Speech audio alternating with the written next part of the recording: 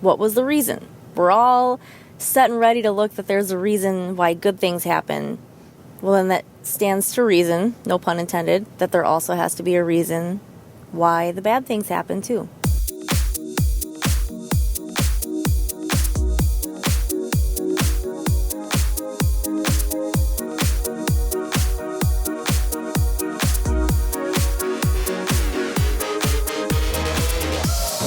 Welcome to the Energy Within podcast, helping you to beat imposter syndrome, embrace your weirdness, and fully step into your soul's purpose. My name is Carrie Jokala. I am your host. I am a Reiki master teacher, a fitness instructor, a wife, a mom to 2 little boys, and this is episode 169, I think. It could be 170 for all I know. I won't really know until I go into edit because I don't remember. But I'm happy you're here. I regret to inform you that registration for the New Year's Reiki has now closed.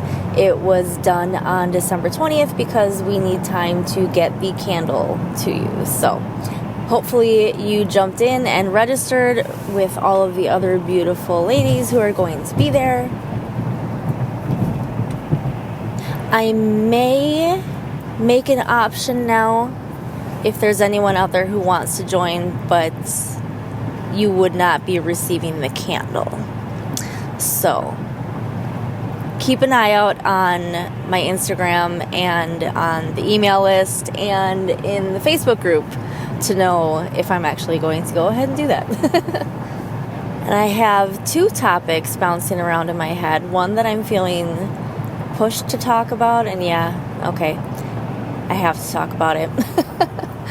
So this idea of everything happens for a reason came up again, and as usual, let me preface this by saying I do not propose that I have the answers, the only answer, or that I have any of it figured out. I just have my own perspective where I've been led to how things make sense to me, and that's all I'm sharing. I do not intend or expect that you have to agree with me. It's simply throwing it out there. I think it's healthy, important, and required to look at things from multiple angles, all topics, and first seek understanding. Because as I've said before, understanding does not equal agreement. But we don't get anywhere if we don't understand first. And it's by continuing to think and look at everything in multiple ways that we also define who we are and what our values are and who we want to be, what we want to create while we're here. So I don't typically follow a lot of what goes on with celebrities and all that jazz. I used to when I was younger because I thought I wanted to be famous. I thought I wanted to be an actor or a singer, and I still do want to sing and do something in that space, but I for a long time have had no desire to be out there on some grand scale. I just know that that's not for me. So I don't really subscribe to a lot of it anymore, but I know that there have been a lot of suicides among famous people lately. And without going into anything deeper than that about it, there was discussion in a group that I'm in. I did not participate in the discussion. Well, maybe I left one comment. I think I left one comment. But it was a very kind and open thread, but also the vast majority of everyone who was commenting agreed that when it had been mentioned that everything happens for a reason in relation to all of these unfortunate deaths, there was a big thread about how that's not how God works. How would God let all of these really devastating, sad, or even evil things happen, and I get it. I don't propose to have the answer. I have what I think is going on. Because people ask that question all the time. How does God let all of these bad things happen? And then the answer usually is just that we have free will. But especially when it comes to really devastating things, major events, really evil things, it makes sense to wonder, why doesn't he just come in and stop it? And I have struggled wrapping my head around that too. And I still don't have my head entirely wrapped around it. But for one, I do believe it goes back to soul contracts. And hold tight with me on the devastating things. Let's talk about the good side of a soul contract. So, for example, I told my son last week that I was really happy that he chose me to be his mommy. And without any hesitation, without missing a beat, he said, "That's because I like everything about you. That's why I chose you to be my mommy." Now, granted, he's little. We could also chalk that up to a great imagination. But I also believe that kids are still much more connected than us adults tend to be. And that's how you get kids saying things like, "Remember the time when I was your mommy?" You know, because that very well may have happened. And that's one part of the soul contract, is there was an agreement that I would be his mommy and he would be my son. And that could be for a multitude of reasons. Or it could be as simple as one of us had something that we wanted to learn or create or become, and the other one said, "Yeah, sure, I'll come along and help you." So even as we start branching into the sadder side of it, that could still be part of it. Now, I don't think it's appropriate, probably 99% of the time, to tell someone after a devastating event that everything happens for a reason. Because even someone who believes in soul contracts probably does not want to hear that, especially right after something has happened. We're still human. We still have emotions. We still feel the pain of loss. We still feel grief. We get hurt. And there's nothing wrong with feeling that way, with processing through those emotions, as long as we need to. But I'm also sure that we can all think of examples of things that have happened in our lives that, while if we could redo it, we would probably think that we would choose not to do it again. But today, as it stands, without that event, without that person, certain other things probably wouldn't have taken place, or at least not played out the way they did. And we wouldn't be where we are or who we are without it. And I know it can still not make sense. We can still struggle with, well, why would this person have been taken from me? Why did I have to go through that? No one should have to go through that.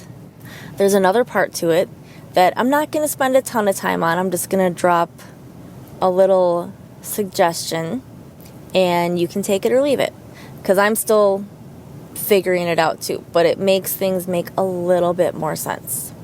When it comes to really evil things or really terribly awful things that we would agree should never have to happen to anyone. Like, why would someone have a soul contract to go through something that terrible, that traumatizing, that awful? That doesn't even make any sense.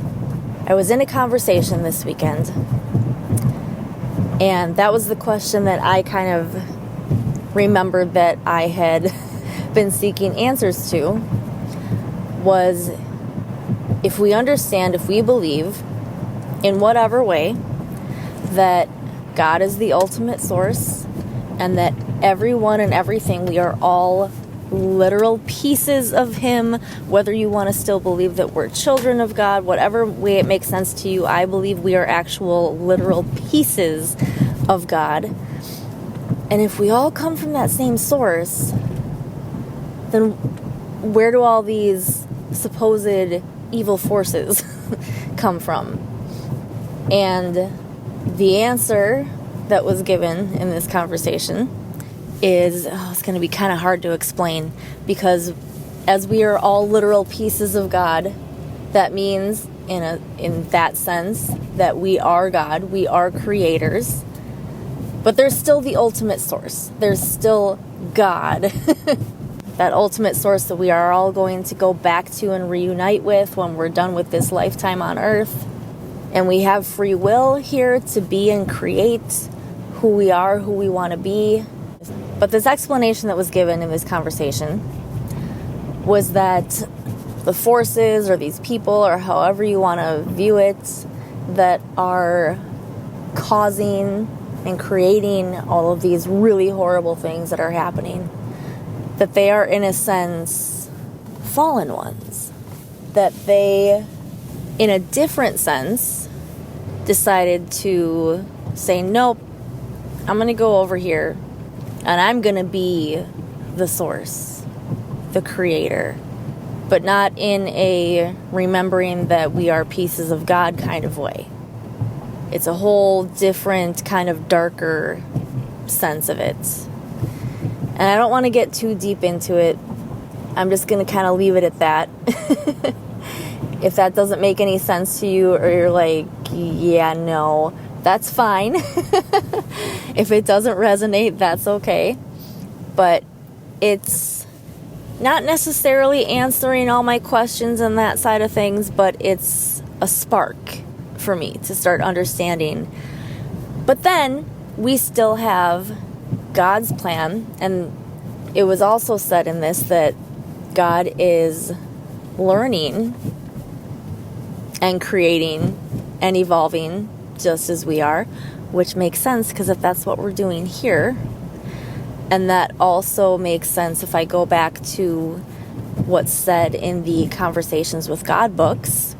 I know that's a hard concept to wrap heads around, but just to throw it out there, I also think we have it wrong in a sense where we keep humanizing God and giving God all these other emotions that are not love-based, like anger and jealousy and vengefulness. If God is the ultimate source, if the ultimate source is love, and there's no fear, there's no worry with God, then I don't think we're supposed to be humanizing God in that way, because God's not human. We have become human. We are pieces of God who have become human for a reason, to experience and create who we are, because God wanted to experience and create who He is. He didn't want to just know who He was. He wanted to create and experience it. So go read the Conversations with God books. It's hard to sum up because you can have day-long conversations about each individual page in that book. But that brings me back actually to the soul contracts, because then if these other things are happening that may somehow still in a way be part of the plan, I don't know. That's where I'm trying to still wrap my head around. Is this still somehow part of the plan to have these fallen ones? I don't know. But nonetheless, it's happening. So perhaps there are souls who enter into soul contracts that put them in the path, in the trenches, or even if we take it a step back and not think so broadly about all the really awful things that happen in the world on a global scale, or just on a bigger scale in each individual life. Perhaps there was an agreement that this time the way this other soul was going to learn this particular lesson involved me coming in as this other person and causing this particular experience, because I also agreed to come in and be like, yeah, sure, I'll do that. Lay that over any situation. And again, not always appropriate to tell someone who's going through something in the moment that there was a reason why something devastating in their personal life happened, but just for yourself. to apply that over things that you've questioned or wondered about. Why did this happen? Just question it. Just think about it. And if you still decide, no, that couldn't possibly be, that's okay. I believe we'll all get there. We'll all figure it out at some point. But I do believe everything happens for a reason. We don't always see the reason right away. Sometimes we don't see the reason until years later. A more lighthearted example, earlier this year at our old house, so many of my things kept breaking and falling apart. And in the moment, it was like, oh my God, is my life going to fall apart? Like, what's next? What is going on? Why is all my stuff breaking? It was just stuff. Nothing major had been happening. And I'm trying not to assign too much meaning to it, but the fact that so many things kept breaking. And I think I may have even mentioned it on the podcast. I forget what I thought my explanation for it was at the time. But I kind of think now that we have a new house, that it was a shifting of energy. Like, nope, all of this old, broken, or about to break, tattered and worn, overused stuff is not coming with you in this new beginning, on this new adventure. You deserve to update and upgrade a lot of the stuff you've been hanging on to for the last 20 years. So, you don't have to take that thought and apply it over necessarily all sad things. Look at the good things in your life too. What was the reason? We're all set and ready to look that there's a reason why good things happen. Well, then that stands to reason, no pun intended, that there also has to be a reason why the bad things happen too. So take that how you will. I hope that it was helpful. If it was, please share it. Help the show to reach more people. Leave a 5-star rating and a positive review. Share it to your Instagram or your Facebook. If it's on Instagram, please tag me. My handle is I am Carrie Jokala. And the next thing to watch out for is the official launch here of Unshackled, an 8-week program that's going to take you through releasing and shedding all of the energetic blockages, everything, all the ties, all the cords, all the past life stuff, all the current life blocks that have been holding you back from being your true self and stepping into your true purpose. And I do now have a special guest coming in for one of the weeks. It's Logan Orihuela, who's making the candles for the New Year's Reiki. She has also created a brand new program. I don't know the way to properly describe it, but it's yoga based, but it's also intuitive movement based. It's really fun. It's called Kalimasana, and she's going to come in and lead one of those classes. It feels so good.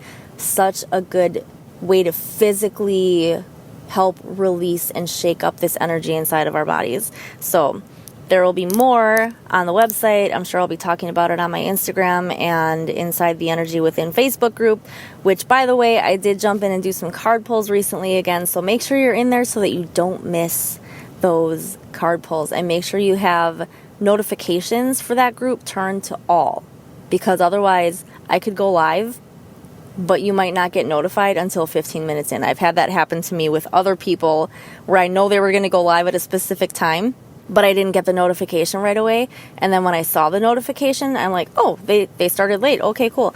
Jump in, and it's been going on for like 15 minutes already. I'm like, what is going on? So make sure you have notifications turned to all. And that is where I'll leave it. Thank you so much for being here. Have a Merry Christmas, and I will see you next week.